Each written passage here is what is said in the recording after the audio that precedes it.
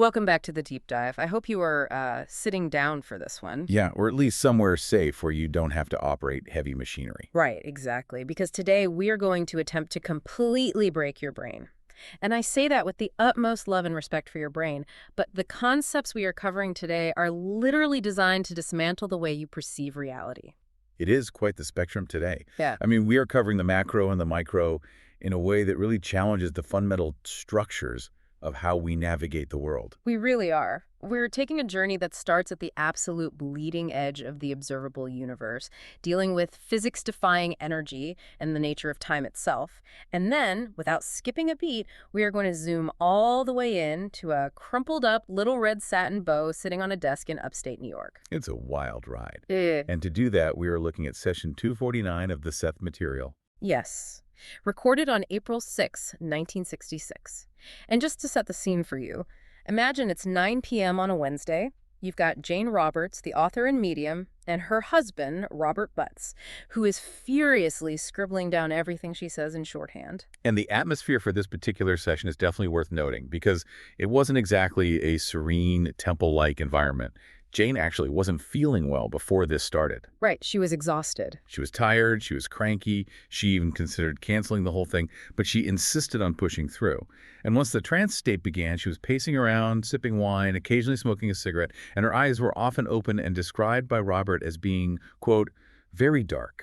That image always gives me chills. Just this ordinary 1960s living room, a glass of wine, cigarette smoke curling in the air, and then boom, channeling the secrets of the cosmos. It's so grounded and yet completely otherworldly.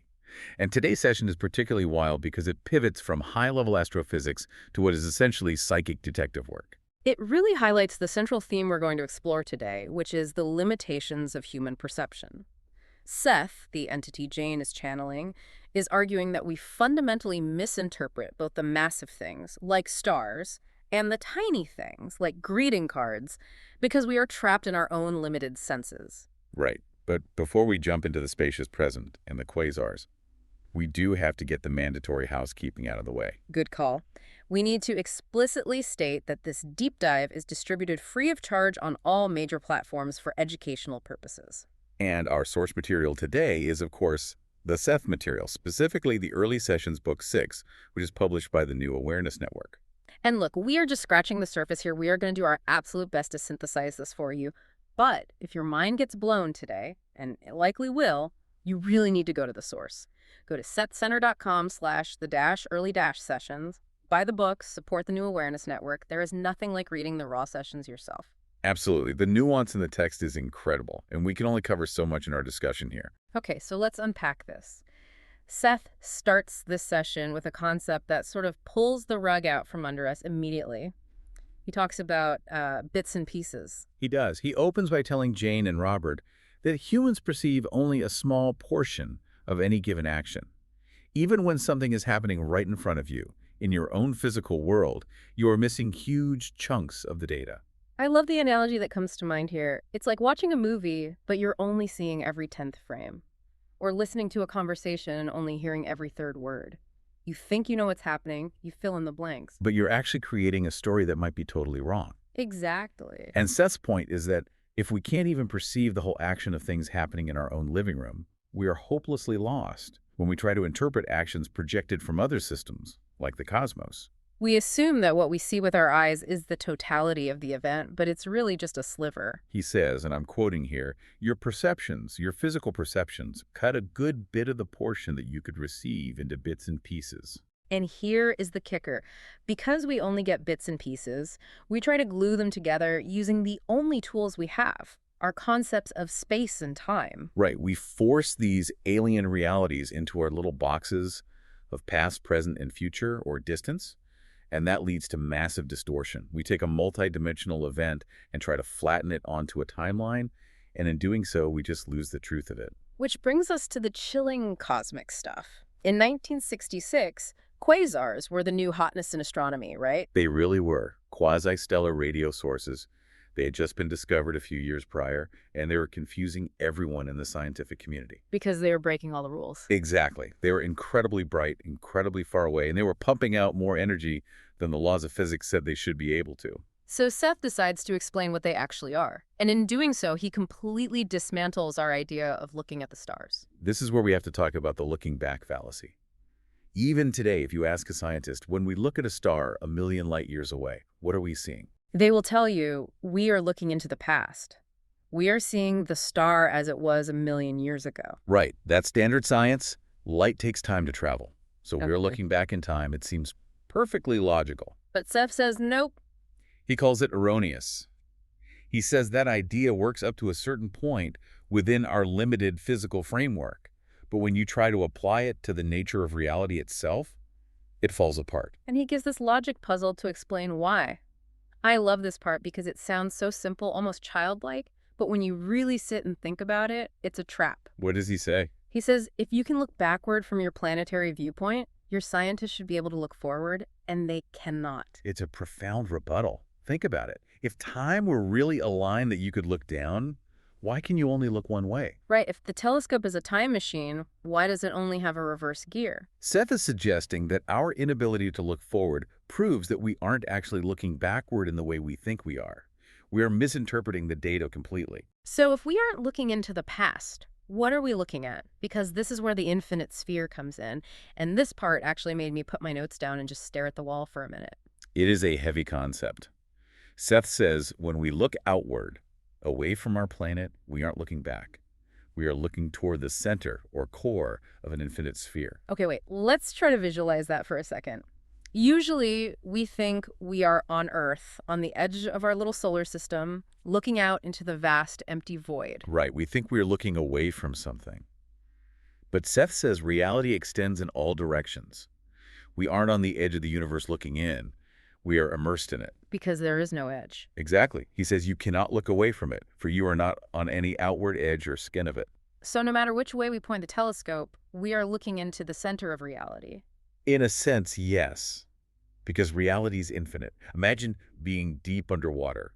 No matter where you look, you are looking into the ocean. You aren't on the shore looking out. Okay, I see. And this connects directly to his definition of time. He drops this phrase, the spacious present. The spacious present. It sounds like a really nice meditation room, or maybe a very large gift. It's much bigger than that. Seth says time does not exist as a past, present, and future.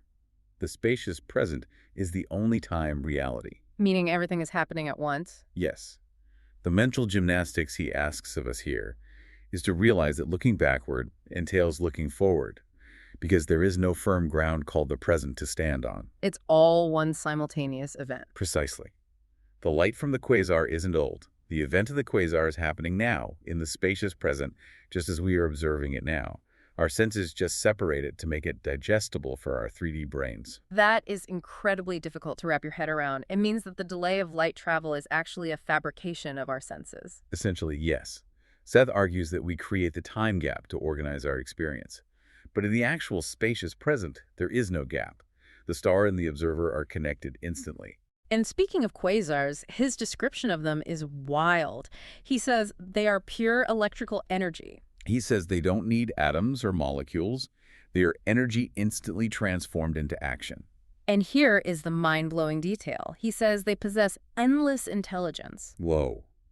So quasars are smart. Well, not life like a human or a dog, he clarifies that. But he says they represent an evolution of energy so advanced we wouldn't recognize it as life, and that their energy powers all universes, including the formation of physical matter in our universe. So these massive, blindingly bright things are like the intelligent batteries of the multiverse. That's a really good way to put it. They are the power source, diffused through all systems. And we only see them as these weird radio points because our senses can't process what they really are. We are seeing the exhaust pipe and missing the engine, so to speak. It makes you wonder what else is out there that we're just missing completely. Seth actually addresses that. He says, even the home skies about you are filled with other realities. We just don't have the instruments or the mental concepts to perceive them yet. We are walking through a crowded room thinking we are totally alone. Okay, so we've got intelligent electrical quasars, we've got the spacious present where time is an illusion, and we're staring into the center of an infinite sphere. My brain is officially stretched. And that is exactly when Seth decides to pivot. Yes, this is my absolute favorite thing about these sessions, You're contemplating the macro structure of the cosmos, and then suddenly Seth is like, okay, enough of that. Let's play guess what's in the envelope. It sounds so jarring, but it's actually the perfect demonstration of the theory. If the spacious present is real, then information about a quasar and information about a sealed envelope are equally accessible. There's no distance to travel for either one. Exactly. So let's talk about the Dr. In-Stream experiment. This was experiment number 54. Right. They were continually doing these tests where they'd have sealed envelopes with targets, or they'd be trying to get impressions for people. In this case, Seth starts firing off rapid-fire impressions for someone named Dr. In-Stream. And the details are just so random. He gets the word grown, or maybe grown, like growing up. He sees a mouse. He sees a tiff or an argument with a colleague, specifically about the difference between hypnosis and clairvoyance. That's a very specific professional argument to tune into. Like, hey, are you hypothesizing or clairvoyanting over there? Exactly. And he gets numbers. He says page 315, the year 1934. He sees a visual of a cube or dice, white with a black circle. And a photograph, a black and white photo of a man and a woman. He describes a stiff collar, a flower hat, and a connection to London. What stands out to me here is the texture of the information. It's not just cold facts, it's highly sensory. He describes shadow shapes that look like a latticework of leaves. He's seeing the scene, not just reading a file. Right. He implies that in the spacious present, these details, the mouse, the argument, the stiff collar, they're all just floating there, available to be plucked out if you know how to look. It reinforces that idea of the bits and pieces, doesn't it? He's pulling these vivid fragments out of the spacious present to prove a point. It does. But the real showstopper of this session, and the part that brings in some fantastic humor, is the envelope experiment with Robert Butts. Experiment number 46. The red satin bow. This is the part that proves the universe has a sense of humor. This is a classic. So Robert Butts, Jane's husband, works at a greeting card company called Artistic Greetings. Which is a great name for a greeting card company. Very literal. Very literal. So Robert had found this object kicking around the studio for months. It was a red satin bow. It was flattened, beat up, old. And he puts it between two pieces of Bristol board, seals it in double envelopes. He doesn't tell Jane what it is. And Robert himself barely remembers where it came from. He knows it's a bow, he thinks it's from a card, but he's really fuzzy on the details. Which is important, because it means Jane can't just be reading his surface thoughts. He doesn't know the answers explicitly. So Seth starts giving his impressions. And remember, he hasn't seen this thing. It's sealed up tight. He says, I have the impression of a circular shape with a smaller square in the center. Which is exactly what a bow looks like. The loops are the circle, the knot is the square. Then he says, connection with the color red, boom, direct hit. 5 and 10. Robert confirms later that the cards from his company were sold in 5 and 10 stores. That's a term we don't hear much anymore. Basically, the dollar stores of the era. Then he starts getting dates. 1942 and 1963. Seth links 1963 to when the card was resurrected or revamped. Robert admits that greeting card companies constantly recycle old designs. And then Seth gets strangely specific about the design of the card itself. He mentions a street, trees, and violets and yellows. And he mentions a railroad. Robert is confused at first, but later realizes the card design had parallel lines that looked exactly like tracks. But here is where it gets really interesting and funny. Seth starts psychoanalyzing the greeting card. This is fascinating. Seth tells Robert why he took the ribbon home in the first place. Robert thinks he just grabbed it randomly, like it was just junk on a desk. But Seth says, you did not like the red with the violets. He's critiquing the color palette. He is. He says you took it off for simplicity's sake. That is hilarious. So Robert, the artist, subconsciously looked at this commercial greeting card, thought, this red bow clashes horribly with these violet flowers, ripped it off out of sheer aesthetic offense, and put it in his pocket. That's the claim. And Robert admits in his notes, I dislike them, referring to that specific type of commercial card with the clashing violets and yellows. So Seth, this entity who just explained the infinite energy structure of quasars, is now gossiping about Robert's taste in graphic design. Oh, Robert, I saw what you did with that ribbon. Tacky color choice, wasn't it? It's funny, but it's also a brilliant demonstration of the whole action concept. Robert only remembered the bit and piece, I have a ribbon in my pocket. But Seth perceived the whole action. The history of the card, the artistic frustration, the exact moment of ripping it off, the year it was made. It really drives home the point that in the spacious present, everything is recorded. The birth of a star and the minor annoyance of a graphic designer are both just there, available to be read. Exactly. And note that Seth also mentions a spring connection. He says a spring. This is Rupert's connection, Rupert being his name for Jane. Right. Seth connects the flowers on the card to a specific memory of Jane's. Walking to a park in Saratoga Springs with her grandmother and visiting number 1 spring. So he's weaving together the object's physical history, Robert's subconscious feelings, and Jane's associative memories. It's this massive, complex tapestry of information pulled from a simple, flattened ball. And it shows the scientific rigor they applied. They weren't just sitting around telling ghost stories in the dark. They were testing this. Robert would double seal these envelopes. He would pick objects he didn't fully understand himself to prevent telepathy. Speaking of testing, we should briefly mention the image that was included in our source material, the maple leaf. Ah, yes. The tracing of the maple leaf. That was actually for the next experiment, number 47, which took place in session 250. But it shows the continuity of their work, right? It does. They were constantly pushing the boundaries, testing shapes, testing energy versus physical form. The maple leaf is a complex organic shape, much harder to guess than a simple square or circle. It shows they were treating this like a rigorous scientific investigation into the true nature of reality. So, bringing it all together, we have the Quasar's infinite intelligent energy looking at us from the center of the sphere. And we have the red satin bow, a discarded piece of cheap merchandise that carries the emotional imprint of an artist's frustration. And the thread connecting them is the nature of consciousness and energy. Seth is telling us that literally everything is energy. The quasar is energy. The bow is energy. The thought Robert had when he ripped the bow is energy. And because it's all energy, and because time is a spacious present, none of it is ever lost. We think the past is gone. We think the bow incident in 1963 is over and done with. But Seth accessed it as if it were happening right then in the living room, just like he accessed the nature of the quasar billions of light years away. It's empowering, in a way, but also a little terrifying. It means you can't hide anything. Not even your secret hatred of violet and red color combinations. It implies a universe of total transparency, if you just have the senses to perceive it. So what does this all mean for you, the listener? For the person driving to work or folding laundry right now while listening to this deep dive? I think it's a profound invitation to expand our awareness. We walk around every day seeing bits and pieces. We judge situations based on incomplete data.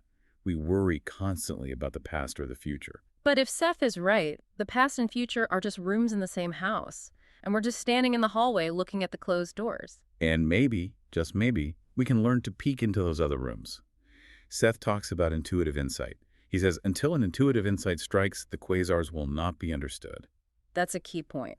Science alone, measurements, data, telescopes, isn't enough. You need intuition. You need to use the inner senses to get the whole picture. Because the physical senses are limiters. They're explicitly designed to block out 99% of reality so we can function in three-dimensional space without being overwhelmed. To see the truth, whether it's about a dying star or a ripped ribbon, you have to bypass the limiter. You have to step into the spacious present. This has been dense, but in a really good way. I feel like my brain has been stretched like a rubber band over the last hour. It's the Seth effect. It forces you to rethink the very ground you're standing on. Before we go, I want to leave you with a thought. We talked about how looking back at the stars is actually looking into the center of the infinite sphere. And we talked about how Robert's future annoyance with the card was encoded in the event itself. Yeah. So here is my provocative thought for you to take away. If time is simultaneous, what future knowledge is sitting in your brain right now disguised as a random impulse or imagination? Oh, that is a fantastic question. When you get a sudden urge to turn left instead of right, or when you get a flash of an image you don't recognize, are you just imagining things? Or are you accessing the spacious present? Are you remembering something that hasn't happened yet?